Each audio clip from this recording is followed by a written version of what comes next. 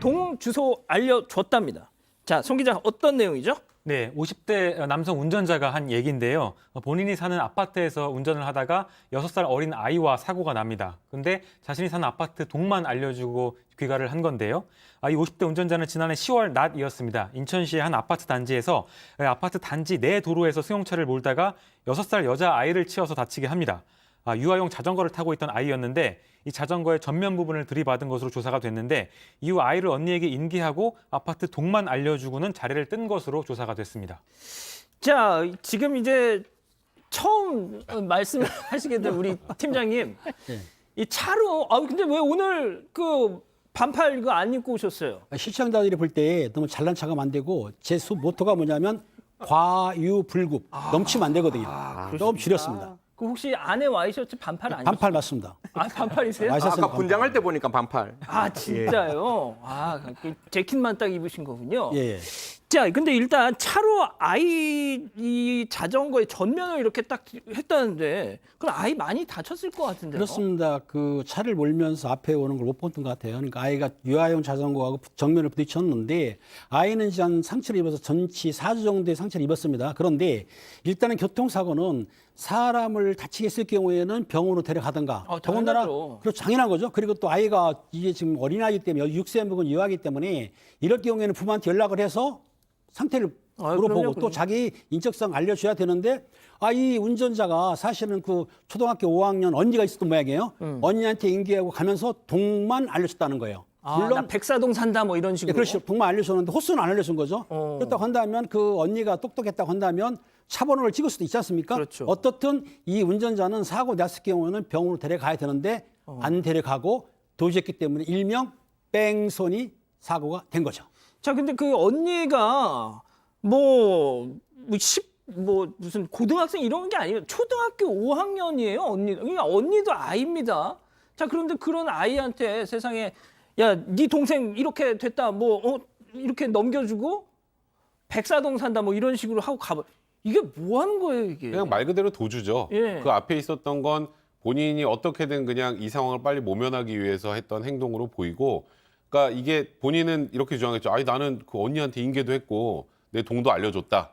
근데 그렇다고 해서 이게 뭔가 후속 조치란 게 아니잖아요. 조금 전에 김 팀장님 말씀하셨던 것처럼 이렇게 사고가 났을 때 누군가가 다쳤을 것으로 보이면 일단 119에 신고 빨리 해서 이 아이를 병원으로 옮기는 그런 조치까지 다 그럼요. 해야 되는 거고요.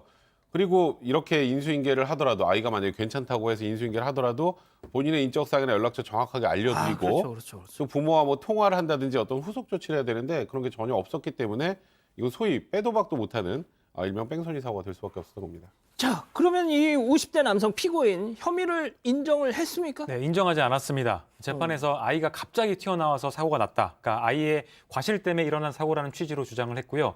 그러면서 또 아이의 언니한테 인계를 했기 때문에 도주의 고의도 없었다. 이렇게 주장을 했습니다. 아이고, 참. 그런데 이 승현님은 나는 그것도 없었고 의사도 없었고 난 분명히 내가 사는 그 아파트 호수도 알려줬고 언니한테도 이렇게 했다. 이게 공감이 가세요, 이게? 도로교통법 54조에 제가 우리나라에서 유일하게 선한 사마리아법이라고 이야기를 하는 건데, 도로교통법 54조는 자동차 사고가 나면 첫 번째 그 피해자에게 그러니까 어떤 채권을 확보해 주는 돈을 확보해 주는 것 때문에 54조가 만드는 게 아니라 그 피해자를 반드시 구조해 주라고 54조가 만들어졌는 거예요. 그리고 54조는 이게 예를 들어서 운전자에게 아무런 과실이 없어요. 새벽 2시에 비 오는 날 진짜 왕복 12차선을 어떤 피해자가 정말 밑에 기어서 이렇게 가더라도 딱 기어가다 사고 나면 운전자에겐 책임이 없는 거잖아요. 그런다 할지라도 그 운전자에게 부과하는 의무입니다. 그럼에도 불구하고 피해자는 구조해줘라. 그렇기 때문에 가끔 이제 뺑소니 오해하시는 분들이 내가 그 사람에게 치료비를 줄 수 있는 나의 인적사항을 만들어줬기 때문에 한 뺑소니가 아니라고 이야기하는데, 예. 첫 번째, 이 도로교통법 54조의 구조 의무는 운전자의 과실, 무과실 전혀 관계없이 무조건 사람의 생명을 구해라. 돈이 중요한 게 아니라 사람의 생명이 중요하다는 걸 54조에서 이야기하고 있는 거기 때문에 아이의 과실 전혀 문제 없고, 동만 알려줬다는 거는 채권만 확보해 줄 수 있는 최소한의 가능성만 이야기해 주는 거기 때문에 그런 경우에서는 무조건 뺑소니 된다는 말씀 드리겠습니다. 자, 승 의원님 말씀 들어보니까 재판부 역시도 비슷하게 판단했을 것 같은데요. 그렇죠. 결국 도주의 고의성이 있었는지가 이 재판의 쟁점이었는데요. 지금 저희 패널들이 쭉 설명을 해드린 것처럼 본인의 인적 사항도 정확하게 알려주지 않고 그리고 초등학교 5학년에 불과한 언니에게 그냥 인계만 해주고 갔다라는 건 이건 명백하게 도주의 고의가 인정된다라고 판단을 했고요. 그래서 이 운전자에게 도주치상, 그러니까 일명 뺑소니 혐의를 인정을 하면서 벌금 500만 원을 선고했습니다. 자, 그런데 이 남성이 이 과거에도 교통범죄로 처벌받았었네요. 그렇습니다. 이 남성이 과거에도 교통범죄로 처벌받았기 때문에 실제적으로는 좀 더 과하게 써야 되는데 벌금 500만 원은 사실은 가장 가벼운 적용을 한 거예요. 아하. 그리고 더군다나 그 피해자하고 합의를 했기 때문에 재판부에서는 이제 최하, 제가 알기로는 변호사님 말 맞다니 최하 그 금액이거든요. 500을 했는데 혹시 저는 이런 생각을 합니다. 이 네.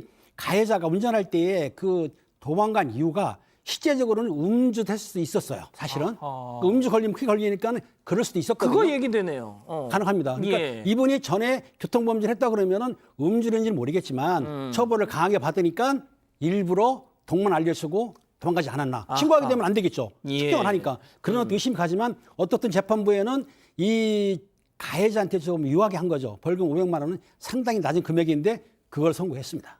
예, 그건 뭐 어디까지나 그럴 수도 있었다라는 그렇죠. 추측인 것이죠. 알겠습니다.